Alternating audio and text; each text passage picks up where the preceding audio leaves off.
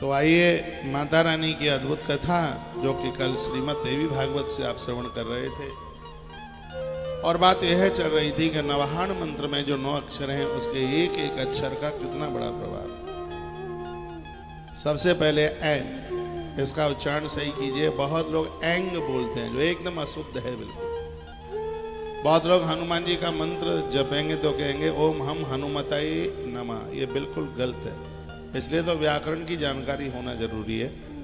ओम हम हनुमताय नमः नहीं, ओम हम हनुमते नमः। गणेश जी का मंत्र बोलेंगे तब उच्चारण करेंगे ओम गम गणपतये, उसमें या कार आएगा।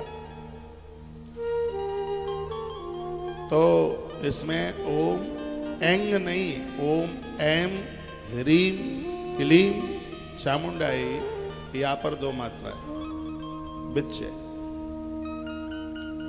तो श्रीमद् देवी भागवत में इसके पहले बीज मंत्र को ओम ऐम के बारे में जानकारी हम ले रहे थे। कल आपने सुना अयोध्या में एक देवदत्त नाम के ब्राह्मण रहते थे। बड़े अद्भुत हैं, बड़े अच्छे इंसान हैं। उनको कोई संतान नहीं थी। ये कथा लोमस महात्मा नेमी सारण में व्यास जी को सुनाई। भगवान वेदव्यास ने अपने शिष्यों के बीच में इस कथानक को रखा है। सूर्य सौनक शिव को कथा सुना रहे हैं और मैं आपको सुना रहा हूं। श्रीमद् देवी भागवत की कथा महात्मा वैशम पायन राजा जन्मेजय को कथा सुना रहे हैं। कई जगह कथा चले, पुराणों में बड़ा आनंद है। पौराणिक की बनी है, यानी प्राचीन परंपराओं को स्वीकार कीजिए। जो प्राचीन परंपराओं को स्वीकार किए है उसको पौराणिक कहते हैं। शास्त्रीय सभ्यता के साथ जीवन का निर्वहन कर रहा है। सच में देव पुरुष महापुरुष तो वही है, ऐसा जीवन जीना है। तो तमसा तीरमास्थाय कर्ता मंडपमुत्तमम द्विजानावीय वेद ज्ञान सत्र कर्म विशारदा। तमसा नदी के किनारे पर एक पुत्रिष्ट यज्ञ अनुष्ठान रखा गया। बड़े बड़े संत महापुरुष उसमें चल के आए थे। गोभिल नाम के ऋषि आए थे, उनको यहाँ का परम आचार्य बनाया गया। ये कथा आप सुने थे कल। वेद के मंत्रों में उच्चारण करते हुए स्वर भंग हो गया था गोभिल का। तो जजमान इतना रूठ गया और वो खड़ा हो गया देवदत्त ब्राह्मण, और उन्होंने कहा तू मूर्ख है, लगता तो पढ़ा लिखा सा है, तुझे इतनी अकल नहीं है कि स्वर भंग कर दिया तुमने। वेद के मंत्रों का उच्चारण करने में बहुत सावधानी रखनी पड़ती है। इसमें स्वर भी इधर उधर हो जाएगा तो उसके परिणाम विपरीत हो जाएंगे। एक यज्ञ किया गया था, उसमें से देव शक्ति प्रकट होनी थी, लेकिन उसमें आसुरी ताकत पैदा हो गई वृत्रासुर, तो उसमें भी स्वर भंग हुआ था। तो जब वेद के मंत्र बोले जाते हैं, इसलिए हमारी इन गुरुकुल परंपराओं में वेद को हमेशा उसको स्वर के साथ पढ़ाया जाता है। कल एक बच्चा खड़े होकर आपको सुना रहा था मंत्र। इसमें स्वर का बहुत ध्यान, कहाँ उतार है, कहाँ चढ़ाव है। हमारी लघु सिद्धांत कौमुदी में एक सूत्र है, ऊष ऊष ऊष। जैसे मोटर का हॉर्न बजता है, पहले वो करेगा पी पी, फिर करेगा पी पी। ऐसे ही इसमें है, ऊष धीमे से उठाया जाता है, मध्य में उसको बढ़ाया जाता है, फिर लास्ट में स्वर चढ़ता है और फिर मंत्र आरंभ होता है तो फिर उसको नीचे उतारा जाता है। ऐसा नहीं है कि बॉडी में ताकत ज्यादा और उसको उठाते ही चले गए, स्वर भंग हो जाएगा, उसके परिणाम विपरीत हो जाएंगे। जिस समय वेद पढ़ाया जाता है तो उसमें व्याकरण के साथ, व्याकरण के बिना तो संस्कृत शुद्ध ही नहीं हो सकती। मंत्र को उठाते हैं, फिर उसको मध्य में थोड़ा बढ़ाते हैं, फिर लास्ट में उसको पूरा लेके जाते हैं, फिर अगला मंत्र शुरू होता है, फिर उसको नीचे घटाते हैं, फिर उसको, उसमें तो पूरा लय होता है। कभी 32 दांत में से एक दाढ़ जीभ को इधर लेकर के, और कभी वो जिह्वा उस स्वर को उधर लेकर, कभी आगे कभी ऊपर। वेद बड़ा कठिन है। अभी मैं निवेदन कर रहा था वहाँ गया जी में वेदोक्त ब्राह्मण, वेद पढ़ने वाला ब्राह्मण, गायत्री जपने वाला ब्राह्मण, नित्य हवन में आहुति डालने वाला ब्राह्मण एक ग्रास भी आपके घर में भोजन करके चला जाता है, महाराज पुरखे पितृलोक में जाकर के नृत्य करते हैं, नाचते हैं, मिलते ही तो नहीं है।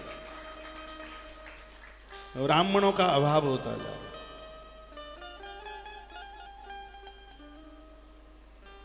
कल की कथा बड़ी अद्भुत थी। इन बच्चों को, मेरे पास से कुछ बच्चे आज सुबह बैठे थे, मैंने कहा कल की कथा सुनी तुमने? तो सब कहते हैं तो कथा बिल्कुल ऐसा लग रहा था कि हमारे ऊपर ही कही जा रही है। और कथा तब ही तो आनंद करती है जब ये लगे कि कथा हमारे लिए कही जा रही है। परिवर्तन होना चाहिए, बदलाव होना चाहिए। उम्र बढ़ते हुए फिर बाद में विचार भी बढ़ते हैं, लेकिन हमने ग्रंथों में पढ़ा है कि बहुत जन ऐसे पाए गए जो छोटी उम्र में भी वृद्धों जैसे जिनके विचार थे। ध्रुव, प्रहलाद, ऐसी तमाम कथाएं आती हैं। छोटे होने पर भी उनके विचार युवाओं जैसे थे, बूढ़े जैसे थे। जीवन में 5 वर्ष से जिंदगी में परिवर्तन आरंभ शुरू हो जाता। 8 वर्ष की आयु में तो पूरी जानकारी हो जाती है उसको। इसलिए 8 वर्ष से तो व्रत की और दीक्षा लेने की विधि का वर्णन कर दिया। ब्राह्मण के बच्चे की दीक्षा 8 वर्ष से शुरू हो जाती है, क्योंकि चारों वर्णों में सबसे ज्यादा ताकतवर मेमोरी ब्राह्मण की होती है। इसलिए उसके जनेऊ की बात 8 वर्ष से कह दी। 8 से 12 वर्ष के बीच में उसका जनेऊ हो जाए। क्षत्रिय का जनेऊ 12 वर्ष से 16 वर्ष तक हो जाए। वैश्य का जनेऊ 16 से 22 तक हो जाए। पहले भी हो जाए 16 से तो कोई ऐसा नहीं है कि कोई वो इन्फेक्शन हो जाए, ऐसा कुछ भी नहीं है। जनेऊ जरूरी होता है। कुछ बातें आपके बीच में मैं निवेदित कर रहा हूं। देवदत्त ने कहा, मूर्खों से मन मुख्यादय स्वर भंगस्तया कृत। तुम मूर्ख हो, तुमने स्वर भंग किया। काम्य कर्मण संजाते पुत्रार्थ यदि। तुम्हें पता होना चाहिए था कि मैं पुत्र के लिए यज्ञ कर रहा हूं, और वेद की स्थिति जैसी होगी परिणाम उसके वैसे ही निकलेंगे। और तुमने ठीक किया नहीं है। और जैसे गोविल महात्मा को मूर्ख कहकर के संबोधन कर दिया तो महात्मा कुपित हो गए। उसने कहा, अच्छा मूर्खस्ते भविता पुत्र सठा शब्द विवर्जिता। तुमने मुझे मूर्ख कहा है, तो यज्ञ का तो परिणाम होता ही है। यज्ञ पुत्र के लिए किया जा रहा है, तो ये ब्राह्मण इस यज्ञ में से पुत्र होगा। लेकिन मूर्ख मैं नहीं, तूने मुझे मूर्ख कहा है, तो इस यज्ञ में से तेरा बेटा, इसका परिणाम यह होगा तेरे यहां जो बच्चा जन्म लेगा वो मूर्ख ही पैदा होगा। ये श्राप दे दो। और जैसे ही श्राप दिया तो देवदत्त चरणों में गिर पड़े और बहुत रोए, और ये कह दिया कि निपुत्री होकर के भले ही कोई मर जाए, लेकिन मूर्ख औलाद जन्म न ले। उसके लिए मैंने कल 8-9 श्लोक बोले थे, जिसकी विवेचना देवदत्त ब्राह्मण ने करी। यहां तक बताया कि मूर्ख कौन है। वह बड़ा अपराधी पुण्यहीन पिता है।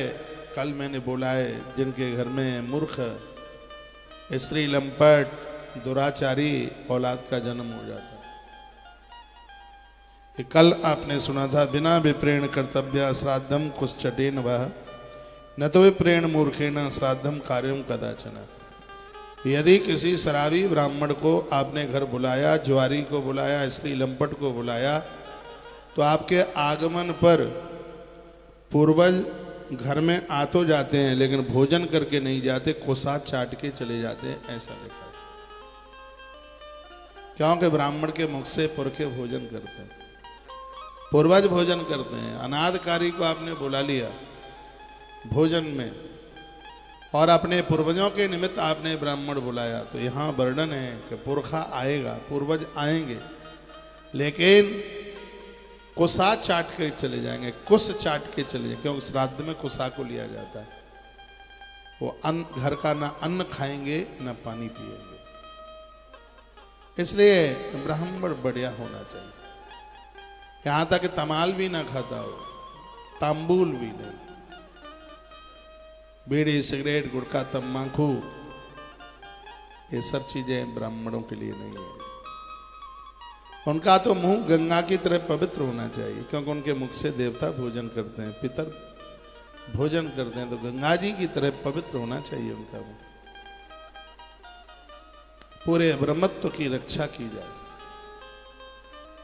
आज के युग में बड़ा मुश्किल हो रहा है, लेकिन फिर भी ऐसे सदाचारी ब्राह्मण हैं जिनका दर्शन करने से हरि और हर का दर्शन हो जाता है, मन मयूर नाचने लगता है। ऐसे वेद पाठी ब्राह्मण, तीनों कालों में संध्या करने वाले आज भी ब्राह्मण है। यदि वो ना होते तो धरती फट गई होती, आकाश समाप्त हो गया होता।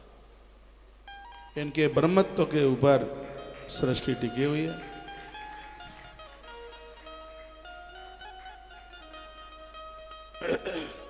वो भाई साहब कहाँ, जिनकी कोहनी में पट्टी बंधी है, हाथ उठाएं। ठीक है बात। बोलो बांके बिहारी लाल की, श्री हनुमान जी महाराज जय हो। आसने पूजने दाने यत्र भेदो न चान्यपि, मूर्ख पंडित यो भेदाम ज्ञातव्याम विबुधेन वै। मूर्ख पंडित को, ब्राह्मण को दान देना उचित नहीं है, ठीक नहीं है। भूखा है भोजन करा दो, कपड़ा नहीं है पहनने के लिए व्यवस्था कर दो, जो दान देने की बात है। और दान देने, आज तो सब दान ले रहे हैं, ब्राह्मण के अलावा कोई दान पचा नहीं सकता। और ब्राह्मणों में भी वह है ब्राह्मण जो नित्य सत्कार्य सत्कर्म करता है।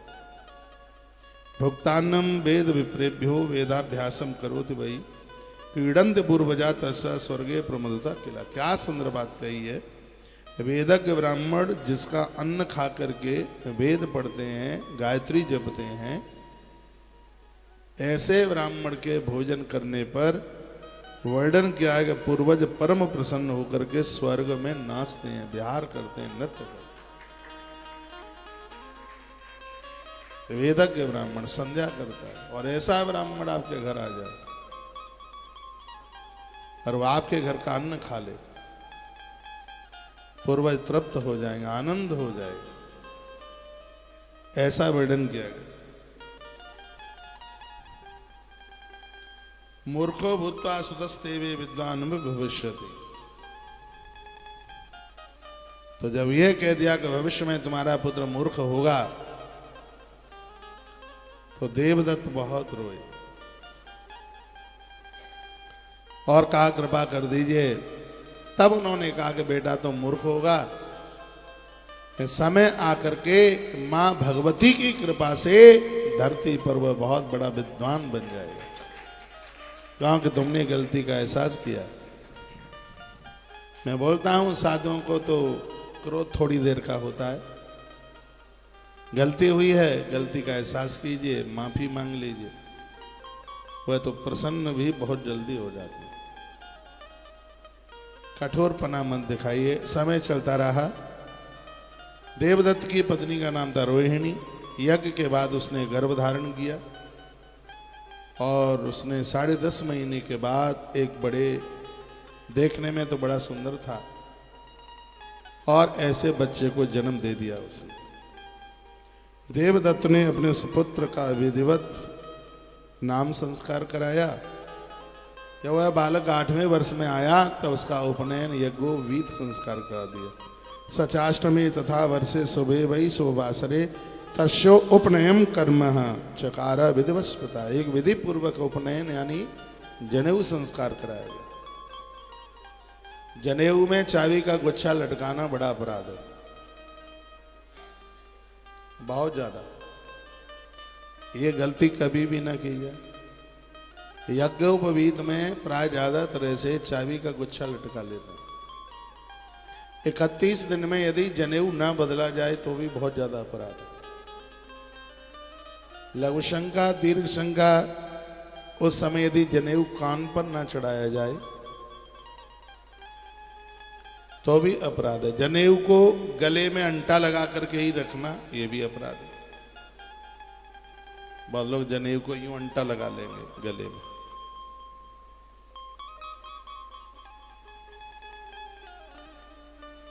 गायत्री पुरुषरण में एक किताब है, बड़ी अद्भुत है, उसका नाम ही है गायत्री पुरुषरण। और उसी में से मैं कुछ बातें बोल रहा हूं जिसमें इसके बारे में बहुत कुछ कहा है। यज्ञोपवीत बताते हैं कि ध्वज का एक नया जन्म होता है जिस समय उसका जनेऊ होता है, और उसको ध्वज कहते ही इसलिए हैं क्योंकि उसका जन्म 2 बार हुआ है। एक तो मां ने दिया जन्म, एक आचार्य ने जन्म दिया है जनेऊ करा के। जिसका जनेऊ नहीं हुआ वो ध्वज हो ही नहीं सकता, नहीं हो सकता। और ध्वज तो बिना जनेऊ बिना संध्या के चतुर्थ वर्ण ही जैसा है, ये समझ लेना। सिर्फ खाली ब्राह्मण के घर जन्म लेने से काम चल जाए तो ऐसा नहीं होता। ग्रंथ में कहा गया है, श्री मनु जी महाराज ने भी लिखा है, जन्म ना जायते, जन्म से तो सब कनिष्ठ ही होते हैं। शूद्राहा, जन्म से तो सब वही होते हैं, लेकिन वह अपने संस्कारों के द्वारा, संस्कारः ध्वज उच्यते, वह संस्कारों से ध्वज बनता है। अब के बार मैंने कल भी निवेदन किया, बसंत पंचमी को कम से कम 1000 बच्चों को जनेऊ संस्कार कराएं। बड़ी गौशाला में एक गोविंद संस्कार होगा, और ये जनेऊ संस्कार उन्हीं का होगा जो बच्चे तमाल नहीं खाते, बीड़ी सिगरेट तम्बाकू गुटखा ना खाएं और अपने नियम धर्म का पालन करें। उनको जनेऊ होगा, संस्कार, जनेऊ संस्कार होगा। 16 साल से ज्यादा उम्र किसी की नहीं होगी, लास्ट 16 वर्ष उनके यज्ञोपवीत। तो आप भी तैयारी रखिएगा। अविवाहित ही बच्चों का जनेऊ, 16 साल में तो विवाह होता ही कहाँ है। आजकल तो विवाह के समय पर रेडीमेड जनेऊ कोट के ऊपर पहना देते हैं, फिर पूरा दोष बच्चों को दिया जाता है। बच्चों का दोष क्या है इसमें, जब घर से संस्कार ही नहीं मिले उन्हें? ये तो वही सीख जाएंगे, इन्हें जो आप सिखा देंगे ये वही सीखेंगे। आइए 2 पंक्तियां मैं भगवान के, माता रानी के चरणों में समर्पित करता हुआ और बहुत अद्भुत कथा में लेके जा रहा हूं आपको कि इस नवाड़ मंत्र में एम शब्द का अपने आप में कितना बड़ा प्रभाव है। एक पहली सूचना मैं आपको ये दे दूं, जो 56 भोग का कार्यक्रम आज का था, तारीख कल की मिली है। चंद्रावली मैया ब्रजमंडल की अधिष्ठात्री देवी है, भारी भीड़ वहाँ लगती है। तो ये मेरा भी मन था अष्टमी का, लेकिन हमने सप्तमी इसलिए रख दी थी क्योंकि उन्होंने पहले अष्टमी के लिए मना कर दिया था। बोले अष्टमी को, मेरा मन तो अष्टमी का ही था, लेकिन माँ की इतनी बड़ी कृपा हो गई है, जो हमारे मन में था वही हो रहा था। कल अष्टमी है, रात भर हवन यज्ञ चलेगा, दिन में मैया जी का भोग लगेगा। 56 भोग अद्भुत माँ का, बड़ी श्रद्धा है माँ के प्रति, और सब माँ की कृपा से हो रहा है। जो यहाँ पहुँचेंगे आप जरूर चलिएगा, तो वहाँ भोग लगाएंगे, माँ का दर्शन करेंगे। बड़ा अद्भुत स्थान, बहुत विशेष है। यहाँ ब्रज में माँ को बहुत माना जाता है। एक मैया नरी सेमरी है, उधर है, हाईवे पर पड़ता है मंदिर, बहुत विशेष है नरी सेमरी। अगली बार चलेंगे वहाँ, ब्रज यात्रा में निकलते तब नरी सेमरी माँ का दर्शन करते हैं, भारी भीड़ होती है। ब्रज 84 कोस यात्रा में हमारी तस्वीरें आपने जरूर देखी होंगी, जिसके दरबार में खड़े होकर के हमने घंटों घंटों मृदंग बजाया, वो वही दरबार है माँ का, नरी सेमरी मैया। बहुत खानदानियों की तो वो कुल देवी है। जिस माता चंद्रावली की मैं बात कर रहा हूँ, ये माँ घोर संकटों को मिटा देती है। कितनी भी बड़ी आपदा विपत्ति चल के आई है, और सबको माँ स्वर्ग हो भाई, मैया सबको समाप्त कर देती है। और पहली बार सौभाग्य मिल रहा है कि माँ के चरणों में कल 56 भोग लगेगा। जितने भी देश विदेश तक आप सुन पा रहे हैं और आपको लोड नहीं पड़ता है, तो इतनी सी छोटी सी सहयोग राशि है। 56 भोग में लाखों रुपया खर्च हो जाते हैं। 500 रुपये का सहयोग आपसे मांगा गया है, दीदी बैठे, इससे ज़्यादा भी कर सकते हैं। और इससे कम भी कर सकते हैं। ऐसा बॉन्ड कुछ भी नहीं है। कम है तो कम कीजिए, ज़्यादा है तो ज़्यादा कीजिए और मेरे लिए ताली भी बजाइए, क्योंकि आपको अपने घर पर ही बैठे माँ के दरबार में सेवा करने का मौका मिल रहा है। तुमने तो नाम भी नहीं सुना होगा। यहाँ से ऐसा अद्भुत कार्य हो रहा है, ये माँ की कृपा के बिना संभव नहीं है। तो एक तो ये सूचना मुझे आपको देनी थी, और एक दूसरी सूचना ये, कल दिन का पाठ, रात्रि का हवन, परसों का भंडारा, 24 तारीख का भंडारा, सब प्रोग्राम 2100 रुपये का बस सहयोग है। तो उसमें आप न चूकिएगा। आश्रम के सभी नंबर चालू हैं, नामांकन नंबर ले लीजिएगा उसका और अपना नाम लिखा दीजिए। ये सौभाग्य की बात है, ये भगवान की कृपा है, ये भगवत कृपा के बिना ये बिल्कुल नहीं हो सकता। बहुत आनंद हो रहा है। आश्रम हर प्रकार से कामों में लगा है, स्वार्थ बिल्कुल कुछ भी नहीं है। मैं देसी दवाई बनाने की व्यवस्था में लगा हूं, कुछ वैद्य लोग भी, उनका भी सहयोग लिया जा रहा है। कल एक श्री वैद्य जी पधारे थे, बड़ी अच्छी अच्छी डिग्रियां वो रखे थे। हम दवाई बना रहे हैं, छत पर सब सामान सुखाया जा रहा है। जहाँ जिस पोर्शन में मैं रुका हूँ, क्विंटलों दवाई, जड़ी बूटियां वो छत पर भरी हुई है। मैंने उन्हें दिखाया ले जा करके ऊपर। मैंने कहा पहली बार तो मेरी तरफ पोर्शन में किसी को आने को अनुमति नहीं है और आप आए हो। और वो बड़े खुश हो रहे थे जब उन्होंने वो पूरा का पूरा छत भरी हुई है, क्विंटलों दवाई, देसी दवाई। अभी 4 लाख रुपए की जड़ी बूटियां मंगाई थी। व्यासपीठ से जो बोला जा रहा है वो बिल्कुल सही है, उसमें गलत नहीं है बिल्कुल। 1 रुपए का भी तो अभी तो किसी से सहयोग लिया नहीं है, आश्रम से भी नहीं लिया है।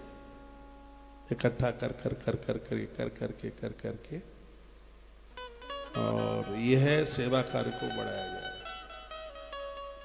आज से एम्बुलेंस सेवा को और ताकत दी जा रही है। ये आप देख रहे हैं, ये तस्वीरें टीवी में आप देख लीजिए, थोड़ा पीछे बैठा करो, टीवी में दिख जाए। 365 दिन इस गाड़ी के लिए अलग से ड्राइवर की व्यवस्था कर दी है। डॉक्टर साहब हमारे बहुत अच्छे MBBS हैं, आसाम के हैं, नौकरी छोड़ के आ गए 2011 में। जादू है उनके हाथ में। गांवों में लोग नहीं करा सकते उतना ट्रीटमेंट, बीमारी के द्वारा जान छूट जाती है। और ये व्यवस्था की गई है कि गांवों में भी यदि बोतल की जरूरत है तो बोतल लगाई जाएगी। और यह सुन करके आपको इतनी खुशी होगी, आश्रम पहली बार टीबी का ट्रीटमेंट करने के लिए जा रहा है। भले ही पेशेंट के ऊपर कितना भी रुपया खर्च हो जाए, 9 महीने का इलाज है, पूरा का पूरा चेकअप की व्यवस्था और पूरी दवाई, पूरी 9 महीने की दवाई। ये इलाज तो बड़ा कठिन है, सुबह खाली पेट इसमें दवाई ली जाती है और बड़ा महंगा इलाज है। लेकिन जिस काम के लिए निकल पड़े हैं, सस्ता महंगा क्या मायना रखता है। हुनर है हमारे डॉक्टर के हाथ में। यदि गांवों में ऐसे पेशेंट हैं, लोग मर जाते हैं, दवाई नहीं करा पाते। मैं गांव का जन्मा हूँ, मुझे मालूम है, पता है कि ग्रामीण अंचल की क्या पोजीशन होती है। उसकी फसल साल में आती है, ओला पड़ जाता है, जानवर खा जाते हैं, वो पूरा साल कैसे पार करता है, ये मुझसे ज़्यादा किसको पता होगा। इसलिए क्योंकि मैं किसान का बेटा हूँ, मैं ग्रामीण अंचल से आता हूँ, मैंने गाँवों का वातावरण देखा है। फिर भी किसान इतना संतुष्ट है, भगवान के भरोसे इतना महंगा बीज खेत में डाल के आ जाता है। शहर के लोग इतना विश्वास कभी भी नहीं कर पाएंगे जितना कि वो ईश्वर के ऊपर विश्वास करता है।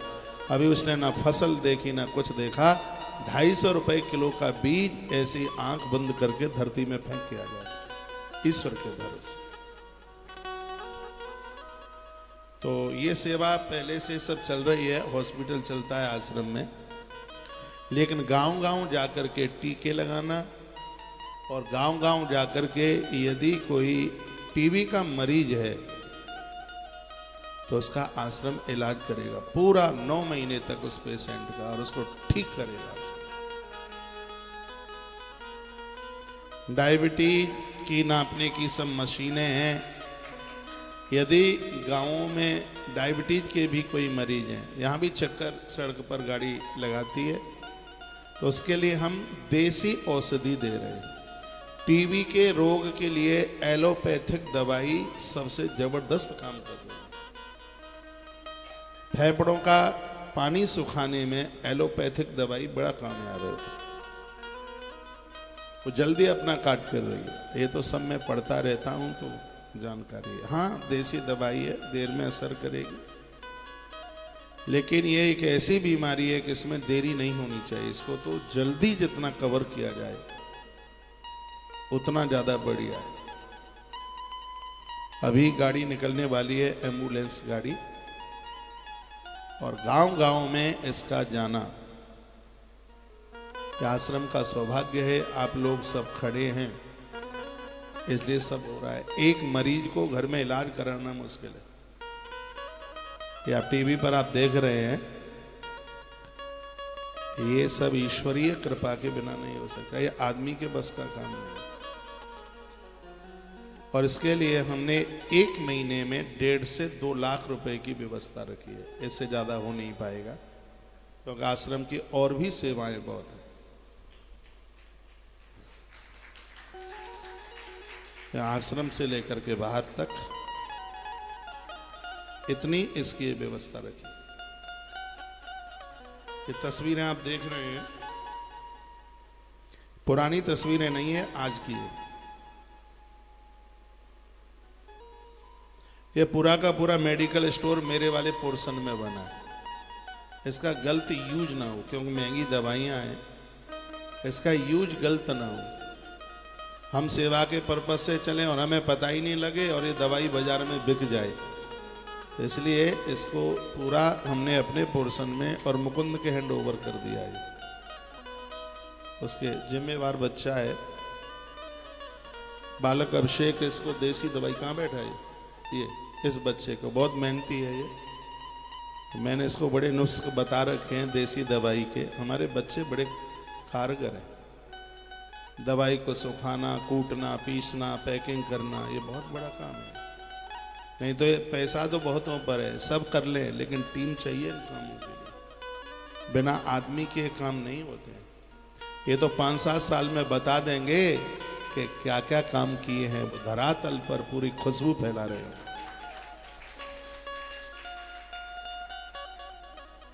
ये काम होने के लिए जा रहा है। इन सब सेवा कार्यों में आप जरूर सहयोगी बना करें। जब जब मंगलवार आवे, 8 दिन बाद एक बार मंगलवार आता है, सप्ताह में एक बार।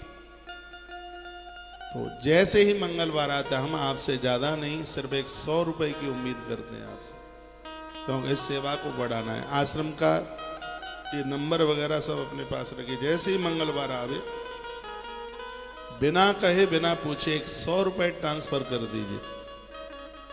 देश इतना बड़ा है, मंगलवार को दवाई का क्रय करना, ट्रीटमेंट कराना करना, इसको बहुत शुभ माना जाता है। मंगलवार को तो जब जैसे ही मंगलवार आता है, तो हर मंगलवार को 1 महीने में 4 मंगलवार आएंगे।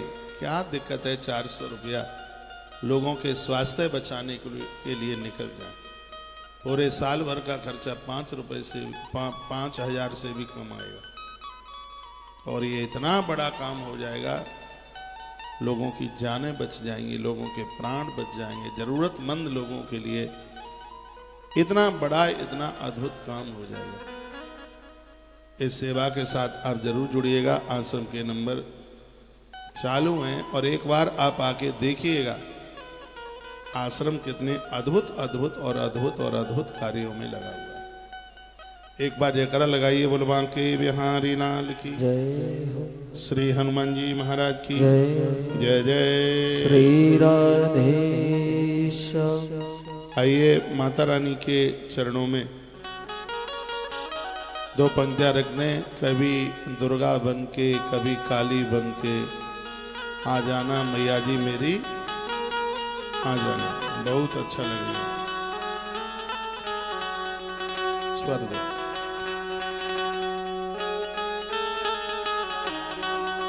कभी दुर्गा बन के कभी काली बन के चले आना मैया जी चले आना।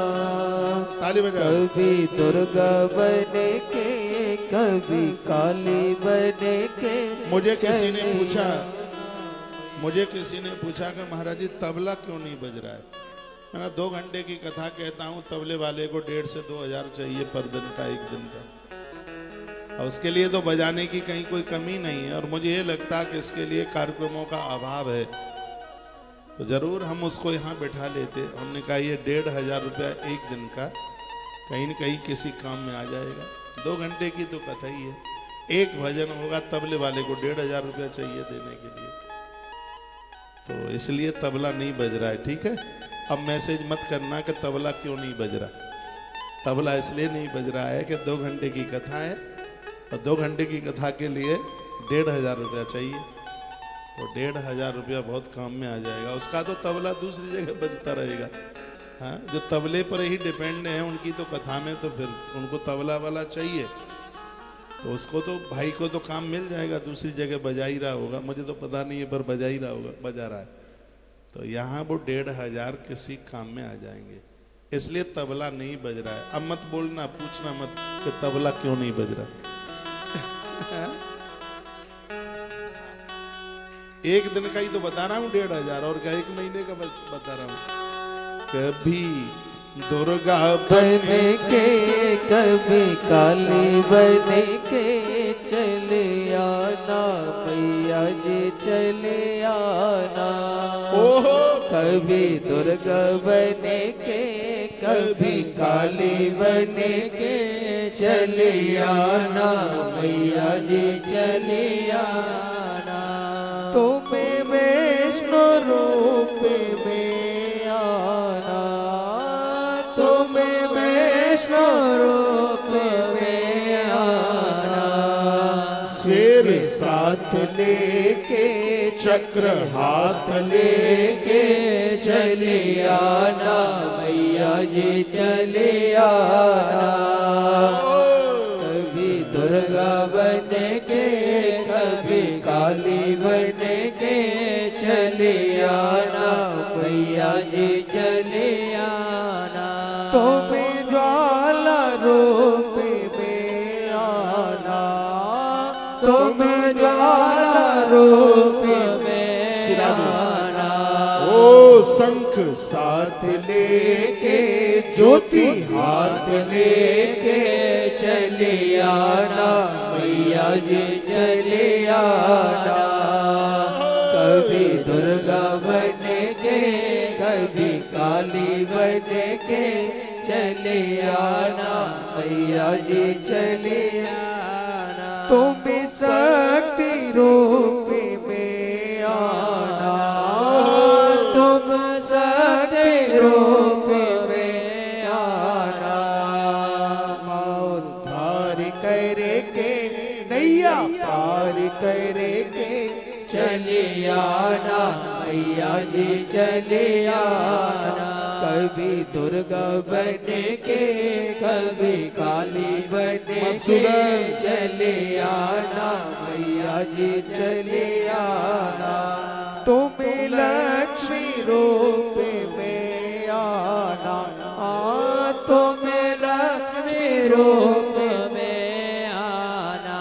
हरि को साथ लेके पीड़ा हाथ लेके चले आना मैया जी चले आना। कभी दुर्गा बन के कभी काली बन के चले आना मैया जी चले आना। कभी दुर्गा बन के कभी काली बन के चले आना मैया जी चले आना। कभी दुर्गा बन के कभी काली बन के चले आना मैया जी चले आना। तुम राधे रूप में आना तुम राधे रूप में आना। कृष्ण साथ लेके बंसी हाथ लेके चले आना मैया जी चले आना। कभी दुर्गा बन के कभी काली बन के चले आना मैया जी चले आना। तुम सीता रूप में आना तुम सीता रूप में आना। राम को साथ लेके धनुआ हाथ लेके चले आना मैया जी चले आना।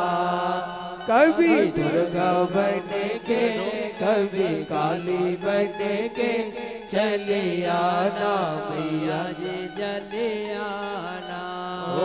कभी दुर्गा बन के कभी काली बन के चले आना मैया जी चले आना। कभी दुर्गा बन के कभी काली बन के चले आना मैया जी चले आना। कभी दुर्गा बन के कभी काली बन के चले आना मैया जी चले आना। तुम शारदा रूप में आना तुम शारदा रूप में आना। भोला हाथ लेके वेद हाथ लेके चले आना मैया जी चले आना। कभी दुर्गा बन के कभी काली बन के चले आना मैया जी चले आना। कभी दुर्गा बन के कभी काली बन के चले आना मैया जी चले आना। कभी दुर्गा बन के कभी काली बन के चले आना मैया जी चले आना। बोलिए भक्तवत्सल भगवान की जय।